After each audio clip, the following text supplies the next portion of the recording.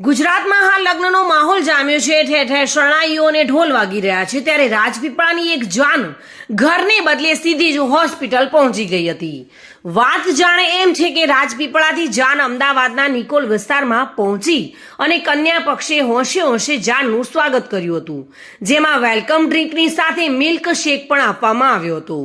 આખો દિવસ ખુશીમાં પસાર કરી જાન નવવધુને લઈને રાજપીપળા જવા નીકળી અને વરપક્ષના લોકો નવયુગલને આવકારવા થનગની રહ્યા હતા।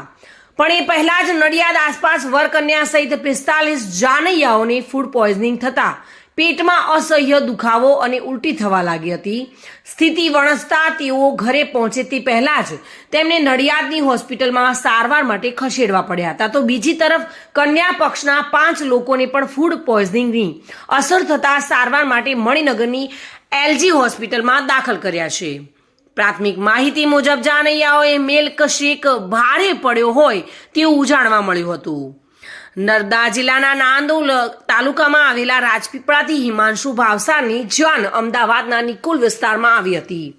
નિકોલમાં વિશાલા લેન્ડમાર્કમાં આવેલી હોટલના બેન્ક્વેટ હોલમાં લગ્ન પ્રસંગ યોજાયો હતો, જ્યાં જમણવારમાં વેલકમ ડ્રિંક પાઇનેપલ મિલ્કશેક આપવામાં આવ્યો હતો, તેમજ જમણવારમાં ગાજરનો હલવો પીરસવામાં આવ્યો હતો।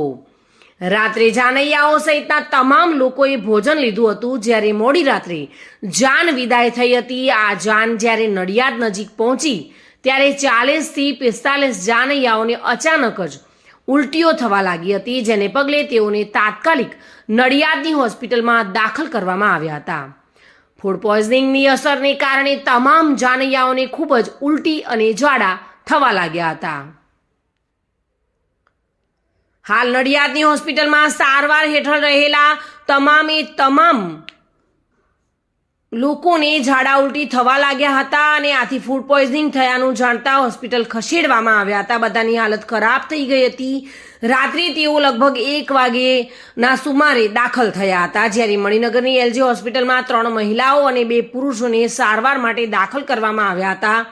એલજી હોસ્પિટલના સુપ્રિન્ટેન્ડન્ટ ડોક્ટર લીના ડાભીએ જણાવ્યું હતું કે મોડી રાત્રે ફૂડ પોઈઝનિંગના 5 દર્દીઓ દાખલ થયા છે। નિકોલ વિસ્તારમાં લગ્ન પ્રસંગને કારણે તેઓની તબિયત લથડી હતી। હાલ આ તમામ દર્દીઓની હાલત સ્થિર જોવા મળી રહી છે। Reena Parmar, today news, Gujarati.